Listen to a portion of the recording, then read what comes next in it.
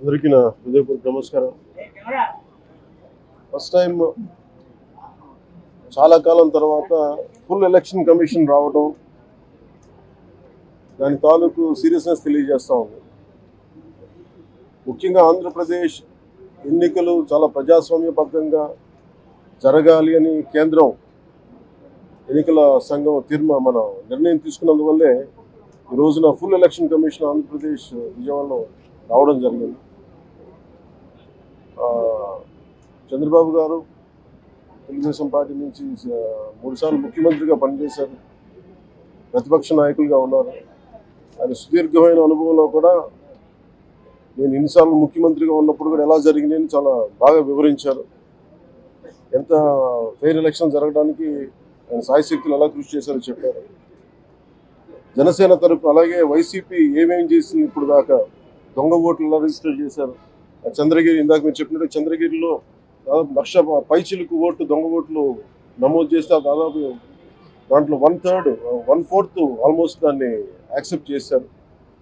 ఇలా ప్రతి చోట ప్రతి నియోజకవర్గంలో ప్రతి బూత్లో ఏ స్థాయిలో దొంగ ఓట్లు నమోదవుతున్నాయి, ఎలా తీసేయాలి, వీటి మీద చాలా స్పష్టంగా వివరించారు. జనసేన తరపు నుంచి నేను ప్రత్యేకంగా వివరించింది ఎలక్షన్ కమిషన్కి, మా వైసీపీ ప్రభుత్వం వచ్చినప్పటి నుంచి లా అండ్ ఆర్డర్ కంప్లీట్గా దిగజారిపోయింది. ఎవరన్నా ప్రజాస్వామ్య హాని జరుగుతున్న గొంతెత్తిన పొలిటికల్ పార్టీస్ కానీ, వ్యక్తులు కానీ, ప్రైవేట్ వ్యక్తులు కానీ వాళ్ళందరి మీద కేసులు ఎలా పడుతున్నాయి, కేసులు ఎలా చేస్తున్నాయి, ముఖ్యంగా బైండ్ ఓవర్ కేసులు ప్రత్యేకించి పొలిటికల్ పార్టీ టీడీపీ వారి మీద కానీ, జనసేన కార్యకర్తల మీద కానీ ఇవన్నీ చాలా క్లియర్గా తెలియజెప్పడం జరిగింది వారికి. అలాగే పోలీసు అధికారుల్ని ఇప్పుడు సడన్ గా మారుస్తూ ఉన్నారు. లాస్ట్ 2 నెలలుగా మార్చేస్తా ఉన్నారు. మళ్ళీ ఎన్నికలు సంఘం వచ్చేటప్పటికి మళ్ళీ వాళ్ళకి కావాల్సిన అధికారులు తిరిగి అక్కడ వేయించుకునేలాగా తీసుకొచ్చిన ప్రణాళికలు చేస్తాం, అది కూడా బలంగా తెలియజేశాం. అలాగే మహిళా కానిస్టేబుల్స్ ప్రత్యేకించి సంబంధం లేని చోట్ల వాళ్ళు దాదాపు 87 నియోజకవర్గాల్లో వాళ్ళు పెట్టారు, అది వాళ్ళు దూరం చేయమని ప్రత్యేకంగా ఆయన వివరించారు. నేను ఇంకోటి ప్రత్యేకించి నేను చెప్పింది ఏంటంటే వాలంటీర్స్ అనేది విలేజ్ సచివాలయం అనేది ప్రత్యేకించి అది యాంటీ కాన్స్టిట్యూషనల్ బాడీ. వాళ్ళని దయచేసి ఎన్నికల సమయంలో వాళ్ళని ఉపయోగించొద్దని చెప్పి ప్రత్యేకించి విన్నవించాం.